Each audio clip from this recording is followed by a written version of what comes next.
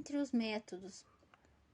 Bom, gente, agora eu vou falar do processo de alfabetização nos dias atuais. Se você ficou até aqui, você é muito forte e muito obrigada. O processo de alfabetização passou por intensas mudanças na última década, começando que se antes o aluno entrava na escola aos 7 anos de idade, já na primeira série, sem ter cursado pré, e seus 2 primeiros anos na escola eram para aprender a ler e escrever por meio da soletração de letras e sílabas com foco na oralidade, a partir da Lei de Bases e Diretrizes da Educação de 96, as crianças começaram a frequentar mais as creches e pré-escolas, sendo hoje obrigatório as crianças com 5 anos estarem matriculadas no pré, na educação infantil, e aos 6 anos no primeiro ano, mostrando que as crianças entram na escola de forma antecipada, comparada com antes. Por isso agora o ensino fundamental é de 9 anos e não 8 como era no passado. Então, as crianças que já passaram pela educação infantil ingressarão ao processo de alfabetização seguidamente do pré. O Ministério da Educação, o MEC, ao retratar o ensino fundamental de 9 anos, cita o seguinte: podemos ver o ensino fundamental de 9 anos como mais uma estratégia de democratização e acesso à escola. A Lei nº 11.274, de 6 de fevereiro de 2006, assegura o direito das crianças de 6 anos à educação formal, obrigando as famílias a matriculá-las e o Estado a oferecer atendimento. Brasil, 2007, página 27. As mudanças também aconteceram no modo de como é encarada esta etapa. Os teóricos da educação e os professores começaram a intensificar as análises sobre esta fase estudantil.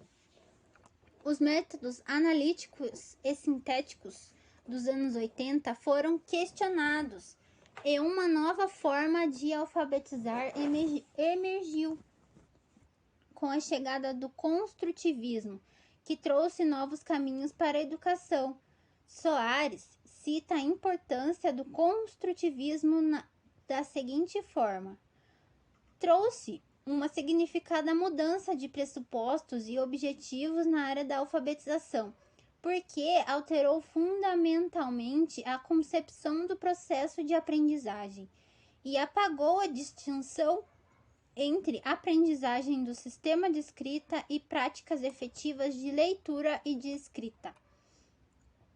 Bom, a criança passou a ser vista como um indivíduo pensante e como uma pessoa não podia se limitar à mera decoração de palavras, retirando todo o significado da mesma.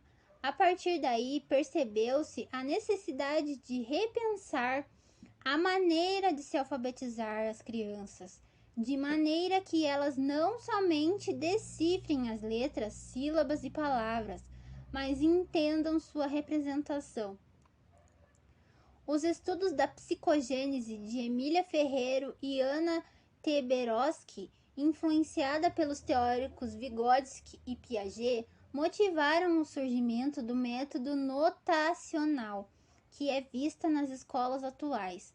Bom, gente, se esse método não estiver correto, podem me corrigir, mas o que eu pesquisei foi que hoje é utilizado esse método notacional. Nos estudos de Ferreiro e Teberoski sobre a psicogênese da língua escrita, elas explicam que a criança aprende pelos diferentes níveis de estruturação do pensamento, criando hipóteses na aprendizagem da leitura e escrita conforme o nível em que ela está.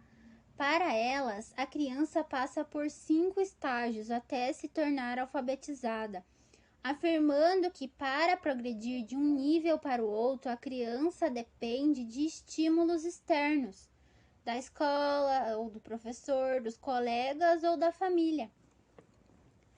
Existem muitas pesquisas sendo desenvolvidas sobre a alfabetização, o que tem incentivado a implementação de programas educacionais desenvolvidos pelas secretarias de educação de nível estadual e municipal, também por parte do MEC. Dentre estes programas, pode-se citar o Programa de Alfabetização na Idade Certa, o PAIC, desenvolvido pelo Estado do Ceará e reconhecido em todo o país pela sua eficácia, influenciando inclusive a implantação do Plano de Alfabetização na Idade Certa. Esse sim é o PNAE, o outro é o PAIC, desenvolvido pelo governo federal.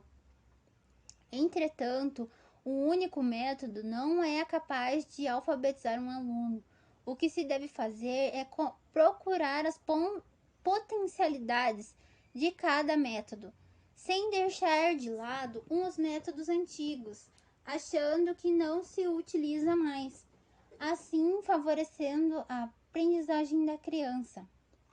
Precisamos refletir o que faz com que as escolas tenham tanta dificuldade em alfabetizar as crianças na idade certa. O que se pode ser constatado no ensino fundamental 2, onde às vezes o adolescente não sabe o que está lendo, e que não existe um método certo, mas sim o que a criança aprende. Devemos tentar nos abster de modismos pedagógicos, que isso só traz confusão e leva ao fracasso. Ao observarmos toda essa trajetória, podemos concluir que a alfabetização caminha a passos lentos, mas é melhor caminhar devagar do que ficar parado. Bom, gente, muito obrigado por ter ficado aqui comigo. Foi um vídeo muito longo e eu confesso que um pouco cansativo. Mas o que ele me provocou foi certas esperanças quando a educação avançava e angústias pelo que ainda teremos que conquistar. Espero que tenha ficado claro.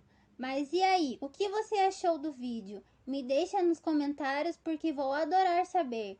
Sugestões, críticas ou dúvidas, deixe nos comentários. Beijo!